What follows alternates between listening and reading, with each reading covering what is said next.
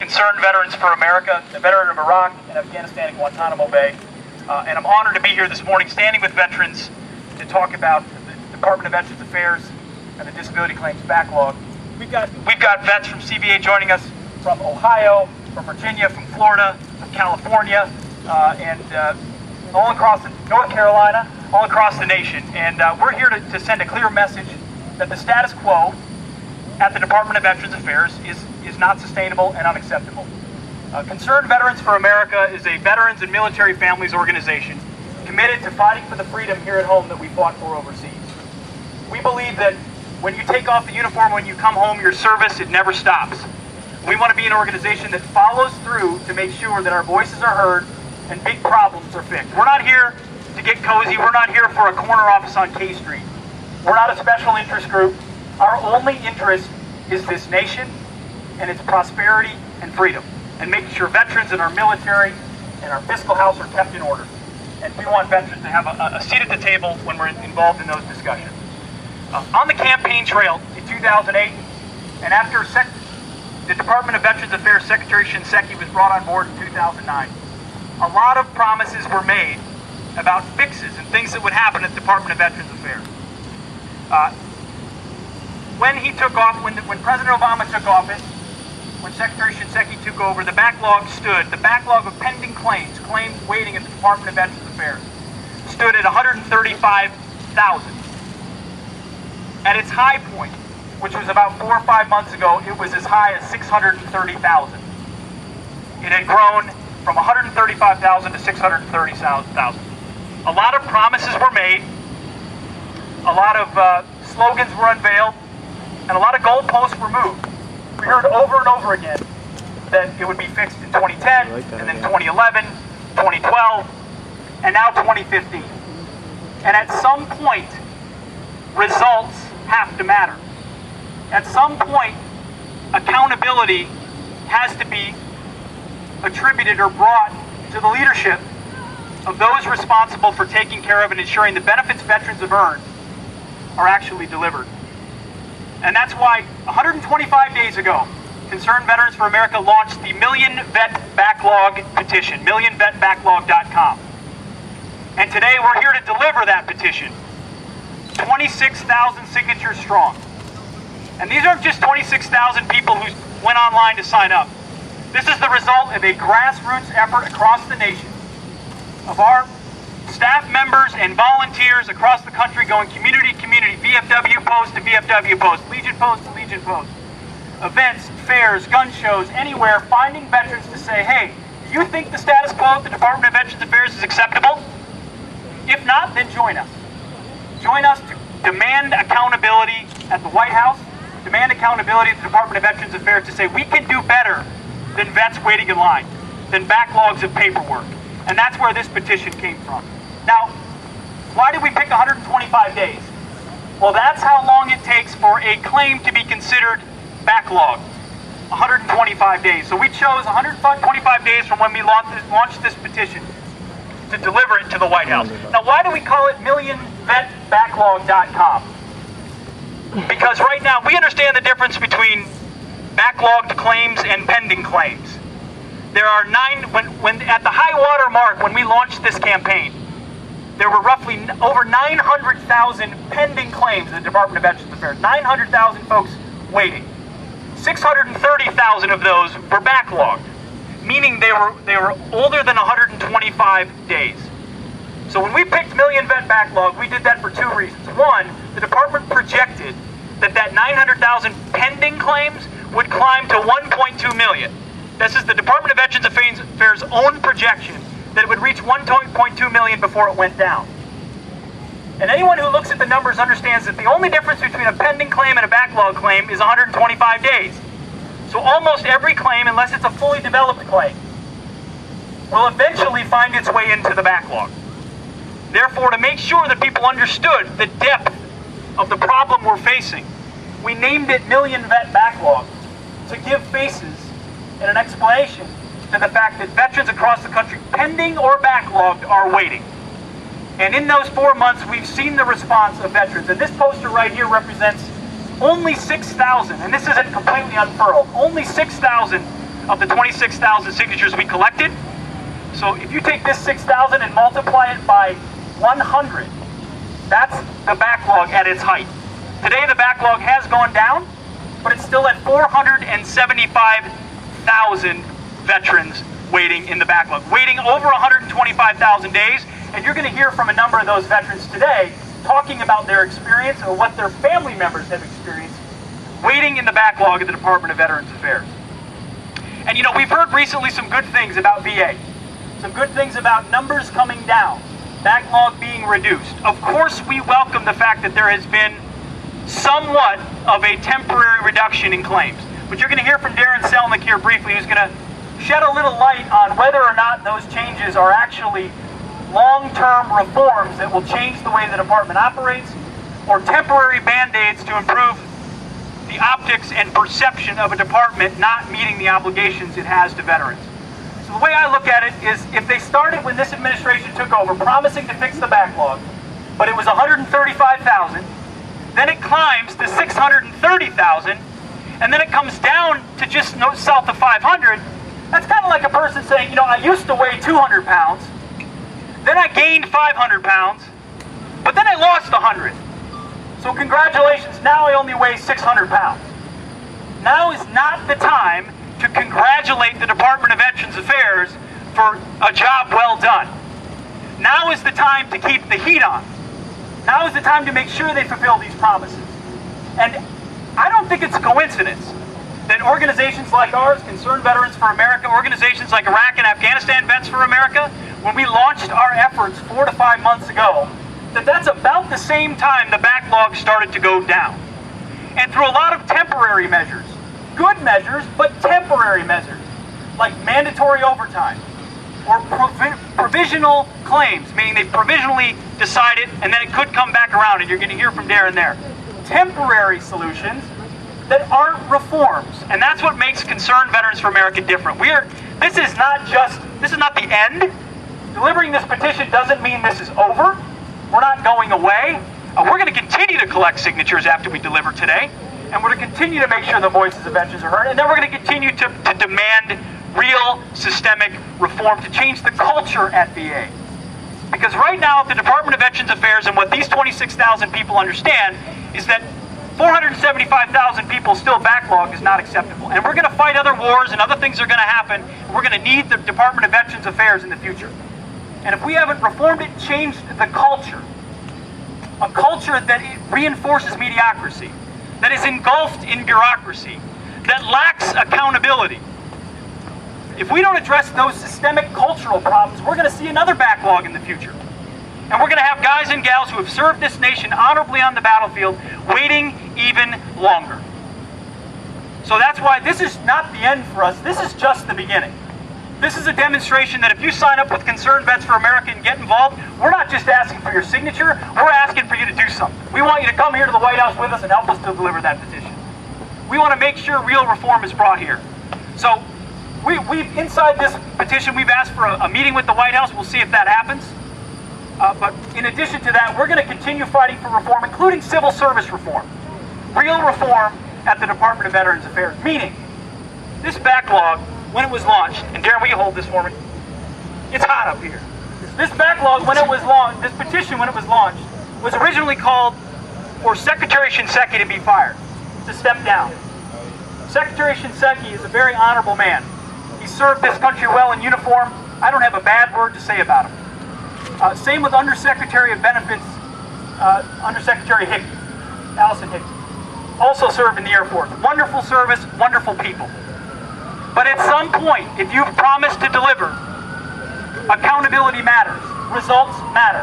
And that's why this petition was started to say, President Obama, we need to relieve Secretary Shinseki and demonstrate that accountability will come to the Department of Veterans Affairs.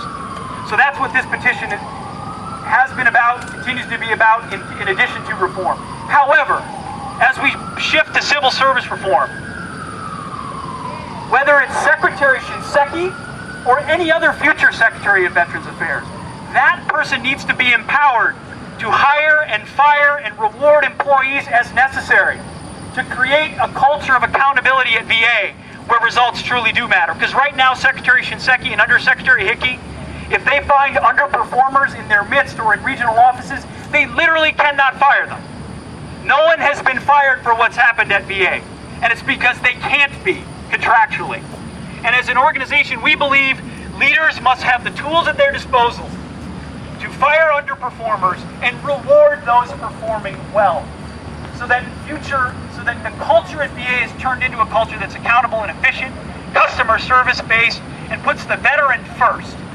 So that a veteran going to that hospital or seeking benefits or looking for educational benefits is served properly. Because ultimately that's why we're here. We've worn this uniform, we're proud of this country, we believe in the Department of Veterans Affairs and its mission. We want to see these things timely delivered. Because a benefit not delivered or delayed is not a benefit if you're just waiting for it. So we're honored that you're here. I'm honored to stand with these men and women that are here, to stand in front of the White House, deliver this petition, and make sure that people know that when Concerned Veterans for America does something, we're going to follow through on it. We're going to work with our friends in the veteran service organizations, other veterans organizations doing great work on this, to work with veterans who fully develop claims and develop their claims. What we want to do is agitate even more and even harder to say the status quo is not enough. And Concerned Vets for America is going to fight to reform the Department of Veterans Affairs every step of the way. So before I see the bullhorn, I want to introduce a couple of folks here before I introduce Darren Selnick. First, we've got Scott McCarty. Scott is, I'm a Minnesotan myself. Scott's from St. Cloud, Minnesota, so we're glad to have him here. He served 2 tours in Iraq, was wounded in both tours. And when he returned home, he was backlogged for a year waiting on his claim. Would have been longer if he hadn't known a few people inside the administration who were willing to make phone calls on his behalf. While he was waiting, he maxed out his credit, and his savings accounts were drawn down while he waited, forced to wait an extra 3 months because of an extraneous exam for bureaucratic reasons. Scott's going to share his story in a minute. Jenna Drescher is from Wilmington, North Carolina. She's a veteran of the Marine Corps, and she heads up the Student Veterans of America chapter at UNC Wilmington. She waited a year and a half for her claim. And we didn't talk about the average days waiting. A lot of veterans are waiting upwards of a year for their claim to get an answer. That isn't a resolution, that's an answer. Let alone the appeals process, which can go on and on and on. Jenna is a testament to that. Tammy's here. We're honored to have Tammy. Tammy's from Sheffield Lake, Ohio.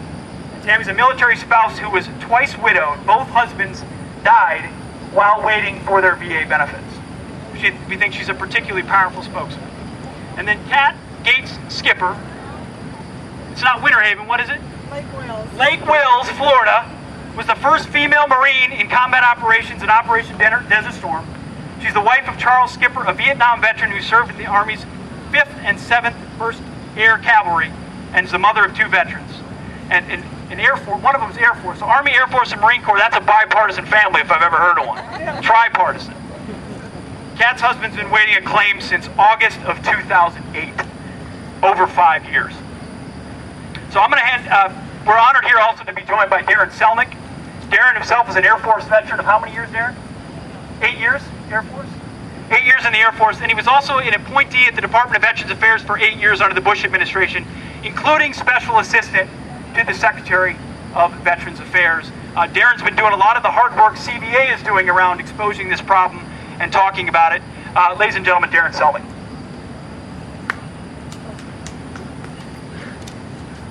Yep. Good morning. Thank you all. I am excited to be here. I flew out from California. And yes, after spending 8 glorious, actually 10 years out here, it's nice to be near the surface. But why am I here today? Well, as Pete said, I'm an Air Force veteran, and I spent almost 8 years working at the VA across the street over there, so I know this park well. And at those years, let me tell you, I worked for 3 secretaries. I traveled with those 3 secretaries. I headed up the faith-based initiatives. I worked with nonprofits.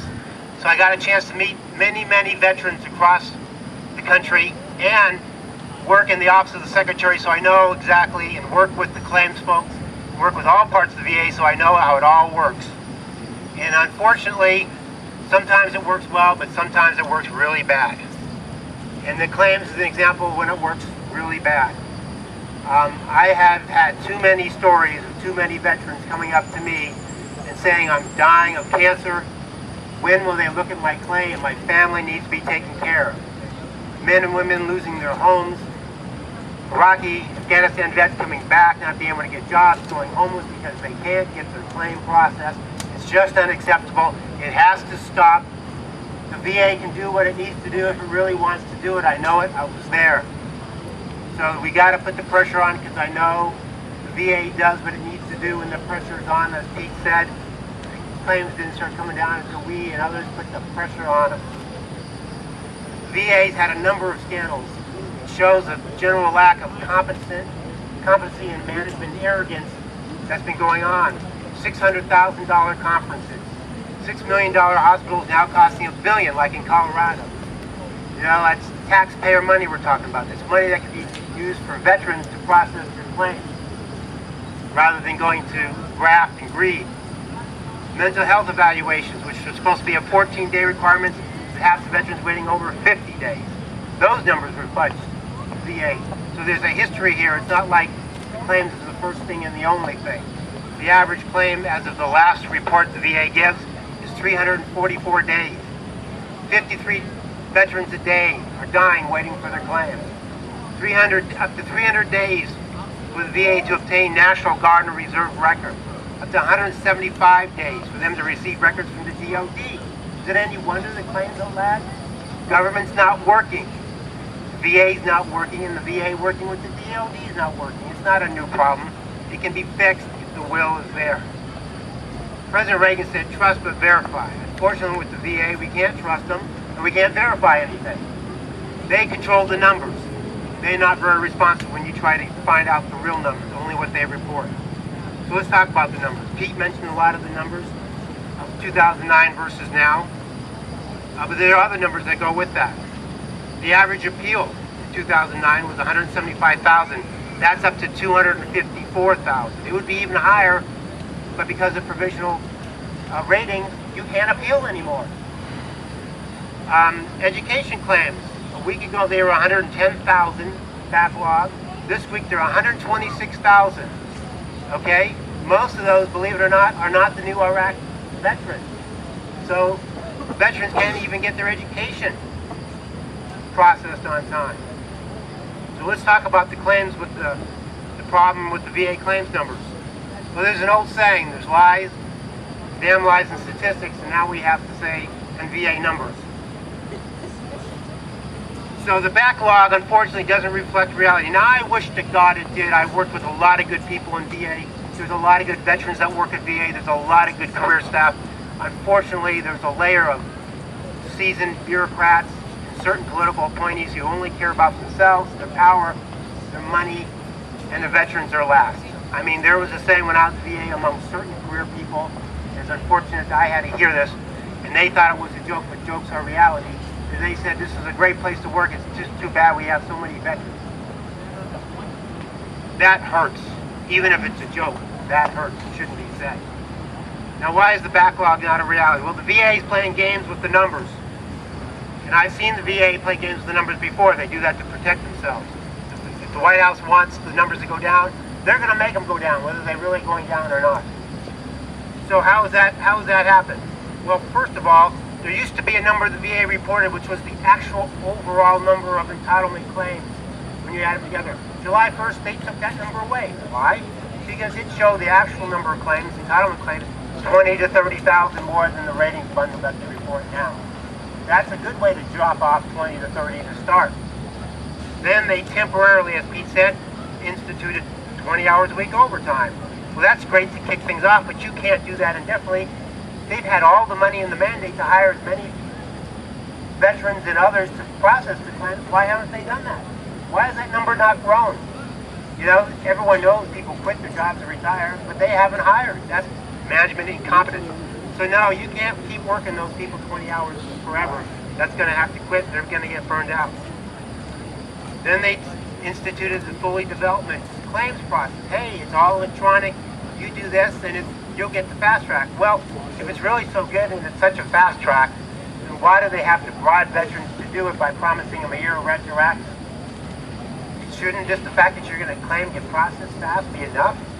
Shouldn't the money for the bribes go into reach reaching out to all the veterans to make sure they know about it, and to the claims processors to make sure they're processing the claims. Now, something's definitely wrong when you got to bribe veterans to use something that's supposed to be better, faster, and cheaper.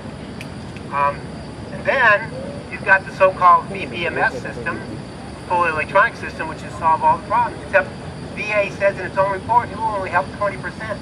Not only that, frontline claims examiners tell me that it takes them, if they have a fully electronic claim, it takes them twice as long to process it. Why? Because they have 150 to 600 PDF files that they got to pop up and down. Have you ever played with a PDF file? Can you imagine trying to have 150 of them on your window, trying to go in and out? So no, it's got problems, but we don't have them not being fixed. And then finally, the provisional ratings. Well, guess what? It wouldn't be a problem to give someone a provisional rating if you go ahead and give them benefits while you finish working on it. But instead, the provisional rating is used.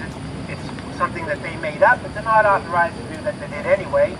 To go ahead and give somebody a rating, a temporary rating, that takes it off the books without them having actually finished the process. Now they'll say, hey, well, you know what? If that in a year, if you haven't, if we approved it in a year, we'll go ahead and finalize that. Well, what if you've been denied? If you've been denied, you can't appeal. You can't appeal for a year until that rating's taken care of. And most of the frontline claims people say they don't know what's going to happen in a year. But even if everything that they temporarily approved, they approved, guess what? They're going to have to go back. They're going to have to pull that claim up again. And even if they want to approve it, they're going to have to spend time doing it. Well, when they're doing that, guess what? They're not going to be processing claims because they're going back. They're doing double work now. The other problem, and I tell you what, VFW's provided a lot of great information on this in their testimony to Congress. So, what is that? The provisional rating means the VA is not doing the job, and as the VFW said, it's an admission from the VA of failure and neglect. Not finalizing claims, not doing their job. Denied claims can't be appealed, so at least wait a year to be in limbo. An extra year you're going to wait to be able to do something with your claim. And they're not giving you the time and attention. They're not doing the research. They're not making sure the paperwork. They've left it up to you now. So guess what? You get to do the VA job. You get to do the process. And, of course, the VA is not telling us how many claims are they actually provisionally approving versus denying. It would be a great number to find out because those veterans are all left in limbo. They don't get to do nothing except the VA's job. So what's going to happen? The backlog is going to grow. It encourages VA staff to accept poor work because, hey, they can just stamp it, whatever, and move it forward. Managers don't have to do reviews to catch mistakes.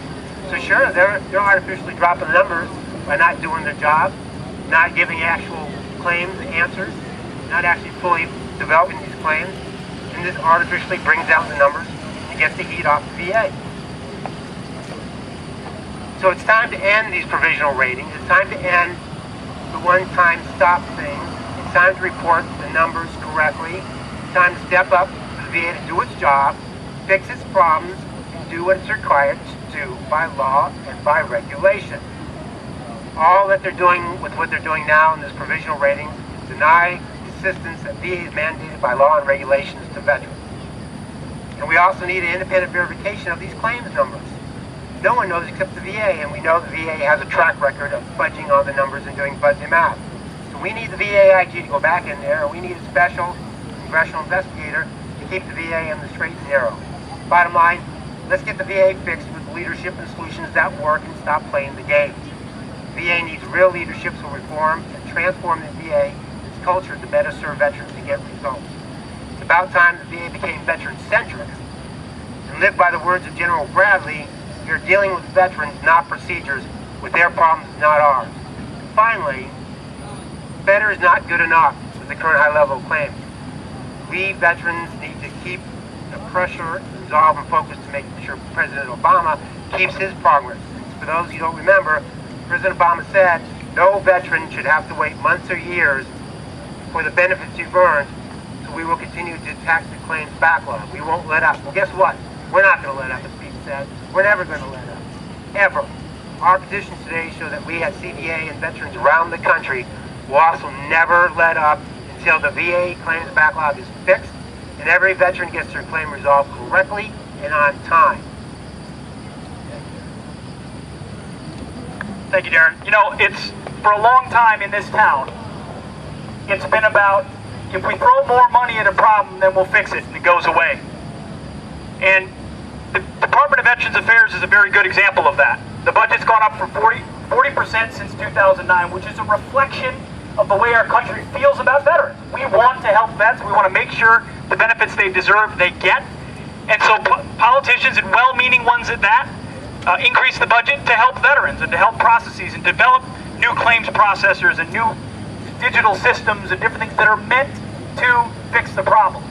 The problem is throwing more money at problems doesn't work if you don't reform cultures and change systems and provide proper incentives. And so that's why we don't walk into offices on the Hill or elsewhere asking for more money. We ask for accountability. And that's what this, at the end of the day, that's what this petition is about. It's about accountability at the very top of VA, and if Secretary Shinseki stays, that's fine. Then he should be given every tool he needs to create a culture. Doesn't mean more dollars. He's even said himself he doesn't need more dollars. A culture of accountability where success is rewarded and failure is punished. And that's what successful businesses do. That's what successful organizations do. And frankly, the only way you're going to change a department so that it isn't papering over mistakes and not meeting its obligations is to hold people accountable. And that's ultimately what CVA's mission is going to be centered on.